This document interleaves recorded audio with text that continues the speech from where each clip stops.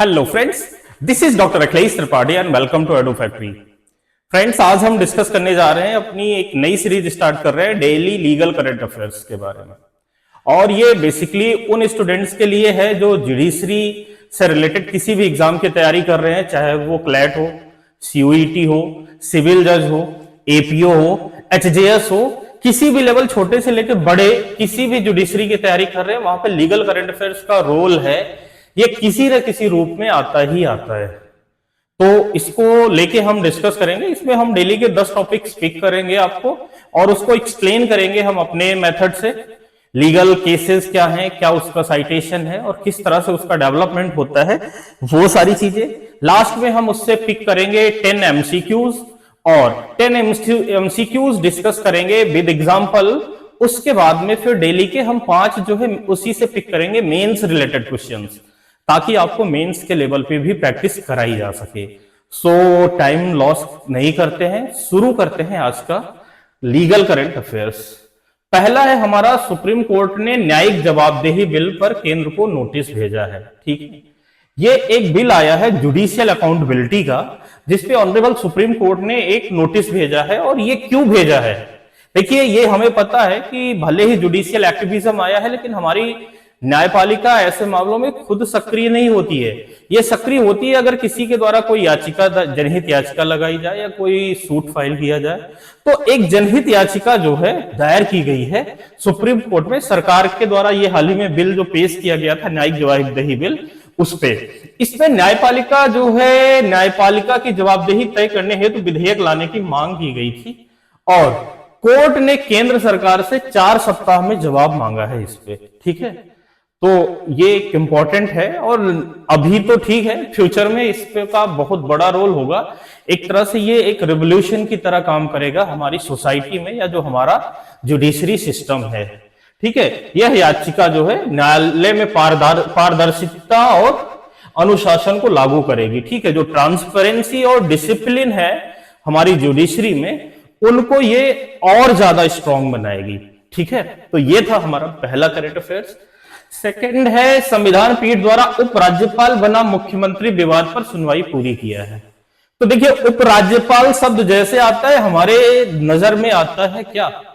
हमारे नजर में आता है हमारा एनसीआर, नेशनल कैपिटल रीजन, यानी कि यूनियन टेरिटरी दिल्ली। दिल्ली में एक क्लैश होता है। देखिए, एक तो वहां पे लेजिस्लेटिव असेंबली है, वहां की स्टेट गवर्नमेंट है, लेकिन उसी के पैरेलल वहां पे जो उपराज्यपाल होते हैं उनकी भी शक्तियां हैं। जैसे अभी भी देखिए तो भूमि, पुलिस, ये सब जो है वहां की जो अथॉरिटी है, डेवलपमेंट अथॉरिटी है, ये केंद्र सरकार के कब्जे में है और केंद्र सरकार का प्रतिनिधि जो उपराज्यपाल है वो वहां काम करता है। तो आए दिन क्लैश रहता है जो दिल्ली गवर्नमेंट है और उपराज्यपाल के बीच में। जैसे हाल ही में ये बहुत ही ज्यादा चर्चा का पद रहा है दिल्ली के उपराज्यपाल का, जब आपकी सरकार थी, यानी आम आदमी पार्टी की सरकार थी। क्योंकि आम आदमी पार्टी की सरकार जो थी, उनकी पॉलिसीज या आइडियोलॉजी थोड़ी सी अलग है। जो उपराज्यपाल थे या जो सेंट्रल गवर्नमेंट है, इन लोगों की थोड़ी सी जो है आइडियोलॉजी वो अलग है।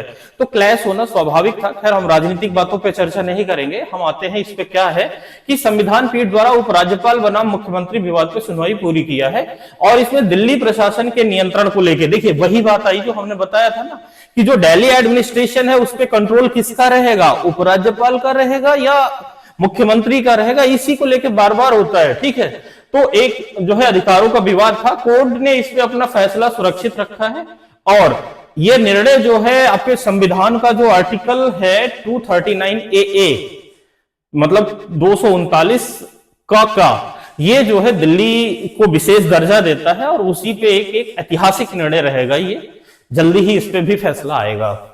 अगला है, इलाहाबाद हाईकोर्ट ने लिव इन रिलेशनशिप में रहने वाली महिला को सुरक्षा देना अनिवार्य बनाया है।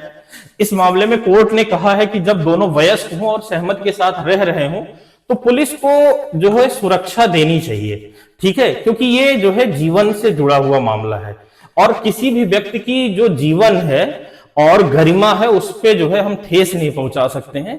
तो ये एक तरह से मामला अगर आप देखें तो भारतीय संविधान में जो फंडामेंटल राइट दिया गया है, राइट टू फ्रीडम है, आर्टिकल 19 से लेकर 22 तक, उसमें जो प्राण एवं दैहिक स्वतंत्रता का अधिकार है आर्टिकल 21, उसमें सन्निहित अधिकार है और इसी को ध्यान में रखते हुए इलाहाबाद हाईकोर्ट ने एक हिस्टोरिकल जो है जजमेंट दिया है। फिर अगला है मेडिकल लापरवाही पर दिल्ली हाईकोर्ट का निर्देश, हॉस्पिटल पर निगरानी बढ़ेगी। ठीक है, दिल्ली हाईकोर्ट ने कहा है कि जो निगरानी है वो बढ़ेगी। एक केस में, यहां पे भी अगर देखें तो एक केस में जो है 6 साल की बच्ची की मृत्यु के बाद अदालत ने अस्पतालों की जवाबदेही को बढ़ाने का आदेश दिया है, और जो मेडिकल काउंसिल है, अदालत ने मेडिकल काउंसिल को जवाबदेही तय करने का निर्देश दिया है। ठीक है, तो ये जो मेडिकल लापरवाही है उससे रिलेटेड निर्देश आया है, ये बहुत इंपॉर्टेंट है, ये भी आपका। अगला है सुप्रीम कोर्ट का वो ईवीएम वर्सेस वीवीपैट याचिका पर पुनः विचार से इनकार किया है। देखिए, वीवीपैट जो होता है, हर बूथ पे एक वीवीपैट जो आपकी ईवीएम मशीन होती है उसमें लगाया जाता है, और उसी के आधार पर वो जो पर्ची निकलती है, तो उसी आधार पे, खैर ये एक चुनावी मुद्दा बन गया है। जब से ये जो आपकी ईवीएम मशीन आई है तब से चुनाव में ये पक्ष विपक्ष के द्वारा लगातार इस पे प्रश्न उठाए जाते रहते हैं। इसमें भी बहुत ज्यादा हमें राजनीतिक मुद्दे पे नहीं फंसना है, बस ये है कि इस याचिका को पब्लिसिटी इंटरेस्ट लिटिगेशन कहा गया है। ठीक है, जो अभी हाल ही में इस पे याचिका लगाई गई। अगला है आपका, ये पोस्ट एक्ट के तहत लंबित मामलों पर महिला आयोग सख्त हुआ है। तो जो पोस्ट एक्ट है, ठीक है, इस पे जो है NCW, national commission on women, यानी महिला आयोग ने राज्यों से रिपोर्ट मांगा है कि पोस्ट कंप्लेंट्स की स्थिति क्या है और 1 लाख से अधिक शिकायतें क्यों लंबित हैं। आखिर ये महिलाओं के खिलाफ जो अपराध किए जा रहे हैं इन पे क्यों नहीं सुनवाई की जा रही है। ठीक है, क्योंकि देखिए अभी हाल ही में आप देखिए आपके जो नए क्रिमिनल लॉ आए हैं उसमें महिलाओं और बालकों से संबंधित जो अपराध हैं उनमें इनको एक सेपरेट चैप्टर में रखा गया है। पहले तो ये जो है offence against the human life थे, लेकिन अब महिलाओं और बच्चों के खिलाफ अपराध को चैप्टर 5 में अलग से बताया गया है, अलग से स्थान दिया गया है। ठीक है, उसके बावजूद ये मामले निपटारा नहीं हो रहा है मामलों का, तो जो एक भीषण प्रश्न है, गंभीर चिंता का प्रश्न है, और इसी को संज्ञान में लिया है महिला आयोग ने। अगला है आपका, नेशनल लॉ यूनिवर्सिटी में आरक्षण नीति को लेकर विवाद तेज हो गया है। तो कुल NLUs जो हैं में स्टेट कोटा और डोमिसाइल बेस्ड आरक्षण पर कानूनी चुनौती दी गई है। ठीक है, अगर इसका भी देखा जाए तो ये संवैधानिक स्थिति जो है आर्टिकल 15(4) और 16(4) से जुड़ा हुआ है, जो ये रिजर्वेशन से रिलेटेड है। ठीक है, अगला है आपका, हाईकोर्ट ने नाबालिग को बालिग बताकर शादी कराने वाले मौलवी पर FIR को वैध ठहराया है, और अदालत ने कहा है कि provision of child marriage act 2006 और पोक्सो के तहत कार्रवाई जायज है। यह बालिकाओं के विवाह पे नियंत्रण की दृष्टि से आदेश बहुत अहम है। ठीक है, जो बाल विवाह को रोकता है। अगला है आपका, दिल्ली सरकार ने लीगल एड ऐप लॉन्च किया। इसमें गरीबों को मुफ्त कानूनी सलाह दिया जाएगा। इस ऐप में 24/7 वकील उपलब्ध होंगे, और यह आर्टिकल 39A न्याय तक पहुंच के क्रियान्वयन की दिशा में पहल है। ठीक है, अगला है बॉम्बे हाईकोर्ट, ओनली फैंस पर सामग्री अपलोड करना अपराध नहीं है जब तक कि वह अश्लील ना हो। ठीक है, तो यह भी अदालत ने कहा है कि इंफॉर्मेशन टेक्नोलॉजी एक्ट का जो सेक्शन 67 है, अभी बहुत ज्यादा चर्चा है ये भी तभी लगेगा जब सामग्री ऑब्सेन हो। ठीक है, मतलब अश्लील हो। डिजिटल प्लेटफॉर्म की अभिव्यक्ति की स्वतंत्रता को संरक्षण मिलता है यहां से। ठीक है, ये भी एक डिसीजन है बॉम्बे हाईकोर्ट का, बड़ा इंपॉर्टेंट है। अब साथियों देखिए, इसी से रिलेटेड हम टॉप 10 करंट अफेयर्स करेंगे। ठीक है, ये जो हमने 10 किए हैं इस पे पहला है, सुप्रीम कोर्ट ने न्यायिक जवाबदेही विधेयक पर केंद्र सरकार से कितने सप्ताह में जवाब मांगा है? 2, 3, 4, 6। सही आंसर है आपका 4 सप्ताह में मांगा है। फिर संविधान के किस अनुच्छेद के तहत दिल्ली प्रशासन पे विवाद हुआ था? तो आर्टिकल 239AA जो दिल्ली को विशेष दर्जा देता है। अगला, इलाहाबाद हाईकोर्ट ने लिव इन कपल को किस अनुच्छेद के अंतर्गत सुरक्षा का अधिकार मांगा है? तो आर्टिकल 21 के तहत माना है। सुप्रीम कोर्ट ने वीवीपैट याचिका को क्या कहकर खारिज कर दिया? तो कहा है कि ये PIL जो है पब्लिक इंटरेस्ट लिटिगेशन। ठीक है, और अगला है, मेडिकल नेग्लिजेंस केस में किस कोर्ट ने अस्पतालों की जवाबदेही तय करने की बात किया है? यह दिल्ली हाई कोर्ट ने किया है। NCW नेशनल कमीशन और वुमेन ने पोस्ट मामलों की रिपोर्ट किससे मांगी है? तो ये राज्यों से मांगा है। NLU में आरक्षण जो है राज्य डोमिसाइल के बेस पे जो उठा है वो रहा है। अगला, नाबालिग विवाह कराने वाले मौलवी के खिलाफ किस कानून के तहत FIR दर्ज की है? तो ये पोक्सो एक्ट के तहत की गई है। अगला है दिल्ली सरकार की लीगल एड एक्ट किस संवैधानिक अनुच्छेद को लागू करती है? तो आर्टिकल 39A को लागू करती है, जो गरीबों को मुफ्त सहायता देता है। अगला आईटी एक्ट की कौन सी धारा अश्लील सामग्री से संबंधित है? तो सेक्शन 67 है। ठीक है, ये हमारे आपके आज के टॉप 10 एमसीक्यूज थे। इसके बाद कुछ मेंस क्वेश्चंस भी हमने इनसे निकाला है। जैसे पहला है, critically analyse the need and impact of a judicial accountability bill ensuring transparency in the Indian judiciary. न्यायपालिका की जवाबदेही सुनिश्चित करने हेतु न्यायिक जवाबदेही विधेयक की आवश्यकता और संभावित प्रभावों का विश्लेषण करिए। अगला है, क्या दिल्ली प्रशासन पर उपराज्यपाल का नियंत्रण संघीय ढांचे की भावना के विपरीत है? समसामयिक घटनाओं के संदर्भ में उत्तर दीजिए। Does the control of the lieutenant governor over Delhi administration violate the spirit of cooperative federalism? Discuss with recent developments.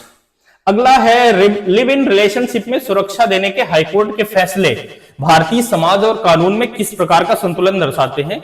How do high court judgment ensuring the protection to live in couples reflect a balance between social morality and constitutional morality?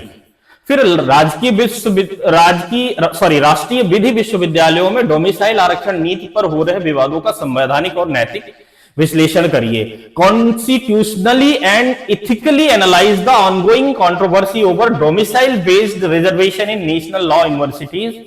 अगला है, post कानून के अधीन लंबित मामलों की स्थिति महिलाओं की सुरक्षा की गारंटी को कैसे प्रभावित करती है? सुधारात्मक उपायों का सुझाव दीजिए। How does the backlog under the post act affect women's workplace safety in India?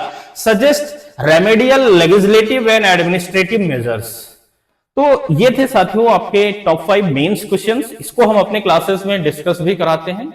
और अगर आप में से जो साथी जुडिशियल परीक्षा की तैयारी कर रहे हैं या किसी सिविल सर्विसेज एग्जाम की तैयारी कर रहे हैं और आपको जरूरत है अगर किसी संस्थान से जुड़ने की, तो निश्चित तौर पे हमारा जो संस्थान एडुफैक्ट्री जुडिशियल क्लासेस है आपके लिए बहुत हेल्पफुल तैयार हो सकता है, जिसमें हम लोग प्रॉपर लाइव क्लासेस लेते हैं, जो आपको रिकॉर्डेड क्लास भी मिल जाएगी।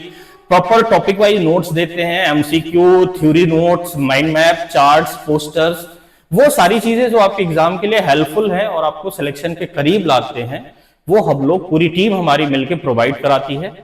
तो ऐसे ही वीडियो के लिए जुड़े रहिए हमारे चैनल एडुफैक्ट्री जुडिशियल क्लासेस पे। और अगर आपको ज्वाइन करना है तो हमारा जो ऑफिशियल नंबर है आप उस पर संपर्क कर सकते हैं। ये है हमारा ऑफिशियल नंबर 8373979564।